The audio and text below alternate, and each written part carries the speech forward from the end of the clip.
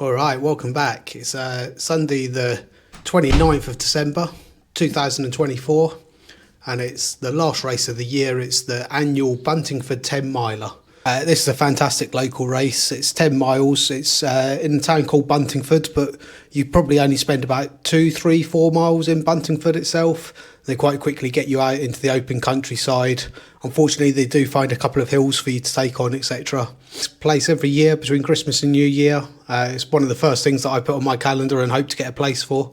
It's really nice because it sort of keeps that Christmas theme going. You get to see so many runners that you've got to know over the years from various running clubs, etc. The race is really well supported by all the local running clubs, etc. Since sort of starting this YouTube channel, I've come across a couple of other local YouTubers as well. So just warming up here in the white cap with the backward facing cap. He also uses an Insta360 NRG run. So I'll link to his channel below. Much more talented at this than me, but there he is running for Fairland Spartans. And this is me on the start line. Now, you can see I'm quite far down the field here, and I'm going to call this out because something interesting happens at the end, and it's the first time it's ever happened to me in a run before.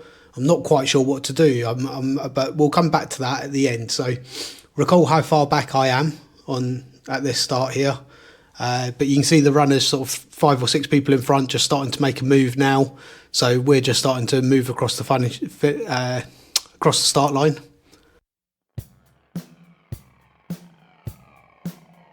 And just off camera to the left in the orange hat, excellent little runner, Helen, or Doc Moy from Fetch Everyone, or Stevenage Striders these days. Tend to see her on a couple of the races each year. And we're just sort of chatting, swapping race ambitions for today, etc. Helen was going for sub 126. I know that if I'm having a good run or running well or being quite fit, then I see Helen. So I vowed to sort of keep her within eyesight for as long as I possibly could, etc. But she had an excellent run, and I think she came home in 124. So you get used to seeing the same sort of running tops as we go through this opening mile. There's someone from North Herts Road Runners there. But yeah, so the first mile is generally sort of downhill. They have changed the start a couple of times over the years that I've done this race. It used to start in Housing Estate that will run round in a little bit. So this is the second time that I've done this start. It might have been around for a bit longer than this, but so this is a bit unfamiliar for me in comparison to the rest of the course. But basically about a mile broadly downhill, so it can be quite a fast mile coupled with the start enthusiasm as well.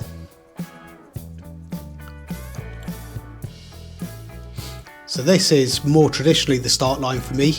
This is the Housing Estate that you used to do 2 laps of, but now you can see that we're just approaching our first mile, and I can't fully recall what we did it in, but it was about 8:34, 8:36, something like that. So ever so slightly outside the 8:30s I needed to get the ambitious 125. This is quite an enjoyable part of the course for me. It's a up and down section, so you turn around and come back on yourself, so the runners on the left coming down the hill are that much further in front of us. But I use it as a nice little distraction technique. I look over to the other side of the road and see if I recognise anyone. So there's a few North Herts Road runners coming through now. So a little bit of a shout out to them, and then just making our way up this grind of a hill up to the cone that signifies the U-turn. These 2 Broxbourne runners in front, they kept me company for quite a lot of the race. We had a good sort of chat and a few jokes along the way, etc.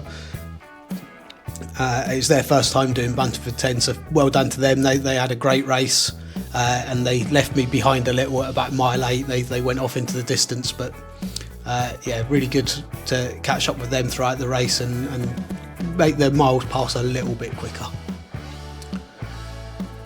So that's us. We've done the turnaround, and now we're coming back down the hill. Again, using that distraction technique of looking out to the runners on the left, shouting out words of encouragement to anyone that I might recognise, etc. So I think we see a North Herts Road runner come up in a minute or 2.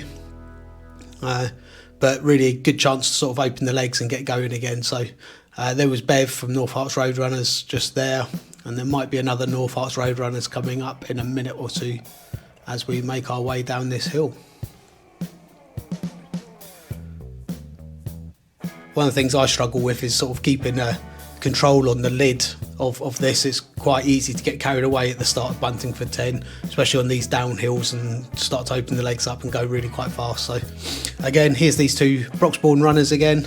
I think we've just been joking a little bit ahead about how I'd ruined a race photo for them by being in the background of it, but they didn't seem to care. They were out for a nice little run. And then on the left hand side, one of the best things about Buntingford is it's such a local race. People from the running club come out to support. So there's 4 North Hart road runners on support duty today, giving us words of encouragement and taking some photos as well. So it's great to see them out on the course. This girl in pink, another good runner, vowed to try and keep her in eyesight as well. She was a strong runner, sort of had a bit of a yo-yoing session with her at some points. So here we have the Bedford Harriers runner here in yellow. He'll feature a bit in this race. It turned out it was his first time of doing it, and so we shared some hill intel with him to let him know where the hills were coming from, etc. It's quite comical. He was so much stronger on the hills than me. He left me for dead on the hills, but then I'd surged past him on some of the flats. But ultimately he was stronger and went on. Talking of fellow YouTubers, on the right hand side here in the blue jeans, that's Julian's Running Commentaries, I believe it is. I'll link to his channel. Fantastic channel. Always come away feeling a little bit cleverer and a bit inspired by some of the challenges that he takes on each year. So well worth checking his channel out if you get a chance.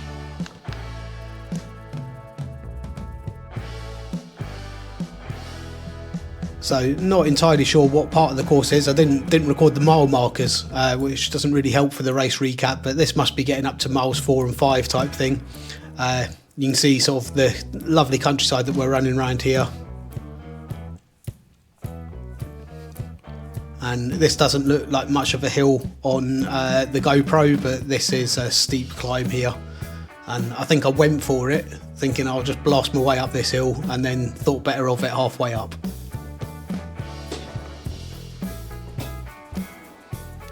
So lovely countryside, normally much nicer than this, but it's such a foggy day you can't really see very much if you look off to the fields to the left hand side. But you run around some nice country estates, etc. Very nice. Not too much mud on the road this time round. And this is us coming back, so we must be around mile 7 now.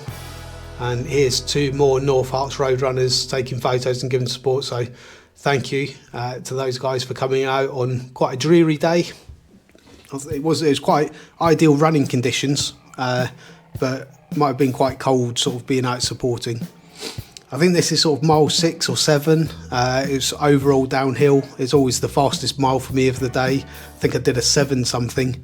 And at this point, I'm sort of just on the cusp of a sub 125, but I am feeling it at this point, and thinking about alternative goals rather than holding out for goal A of sub 125. It feels a bit ambitious at this point.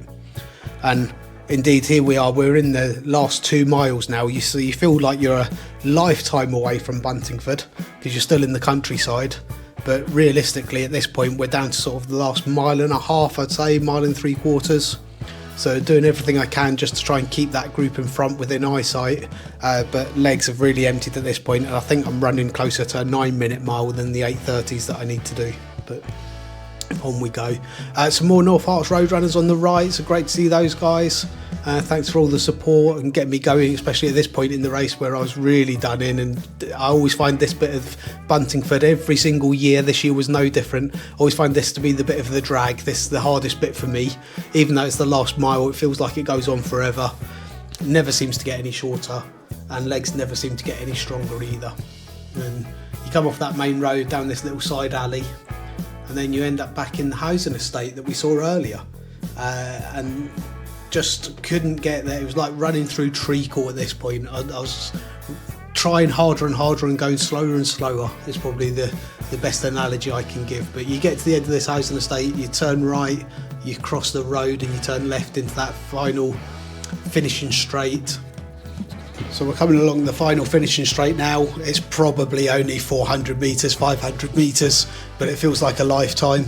It's also just got an ever so slight uphill. It's one of these up flats, as I like to call them. So it looks flat, but it's actually got a slight incline on it.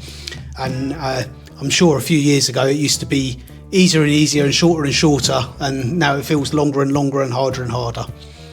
I'm doing everything I can to keep up with this runner in front in the blue and the orange socks. But at this point, normally I've got a little bit of a sprint finish in me, but this year I'm not feeling it at all. I'm just working on keep running, keep it going, etc. But I think it's the next speed bump. I sort of think better of that, and I wonder if I've got a little bit extra in my legs just for that last little bit, etc. So glance down at my watch in a second, because I think the 10 miles clock's over, and then I know that I just need to go for it and give it everything I've got for that final little push, because I'm done at this point. So here we go, let's start to pick up the legs. A little bit of encouragement on the right hand side from the supporters, people who have possibly already finished, etc. But on we go, and then I vow let's go and catch the 2 in front and see how we go. So open up my legs from this point and go.